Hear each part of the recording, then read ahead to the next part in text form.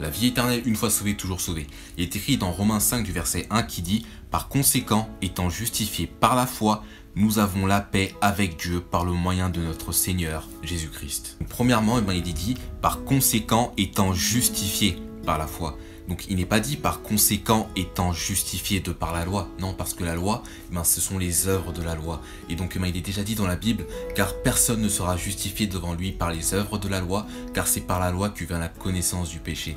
Donc nous ne sommes pas justifiés par nous-mêmes, nous ne sommes pas justifiés par nos bonnes actions, par nos bonnes œuvres ou par nous-mêmes, d'accord? Mais nous sommes justifiés seulement par la foi seule, en Jésus-Christ seul. Donc en ce qu'il a fait à la croix pour nous sauver de l'enfer.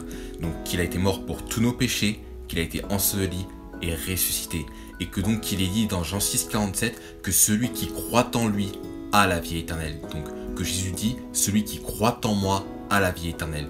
Donc une fois que vous croyez seulement en Jésus-Christ, donc une fois que vous mettez toute votre foi en le Sauveur Jésus-Christ, c'est que maintenant vous êtes justifié devant Dieu par la foi, parce que vous avez mis toute votre confiance en le Sauveur Jésus-Christ, et non être le sauveur de soi-même, d'accord? Tout simplement, après, tout simplement, il est dit étant justifié par la foi. Donc le mot justifié, donc de par la foi, justifier ça veut dire simplement rendre juste, donc se déclarer juste devant Dieu, donc c'est la justice de Dieu. Donc vous êtes justifié de par la foi, de par la cause que Jésus-Christ a été mort pour tous vos péchés, enseveli et ressuscité. Et que donc vous ne pouvez jamais être sauvé par la justification de par les œuvres de la loi, donc de par la loi. Parce que tout simplement, il faut être parfait, donc sans péché devant Dieu. Or, personne n'est parfait, tout le monde est imparfait, car il est dit, car tous sont péchés, ils n'atteignent pas à la gloire de Dieu, d'accord? Après cela, il est dit, nous avons la paix avec Dieu par le moyen de notre Seigneur Jésus-Christ.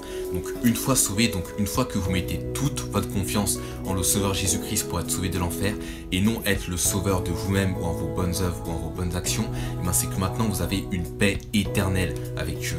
Donc tout simplement vous avez une paix éternelle.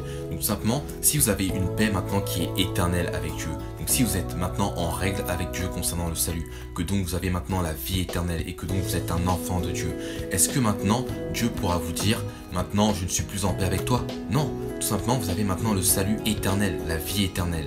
Et donc une fois sauvé, vous êtes sauvé pour l'éternité, parce que c'est une vie qui est éternelle. Seulement le mot éternel qui signifie pour l'éternité, à jamais, d'accord? Donc une fois sauvé, vous êtes toujours sauvé.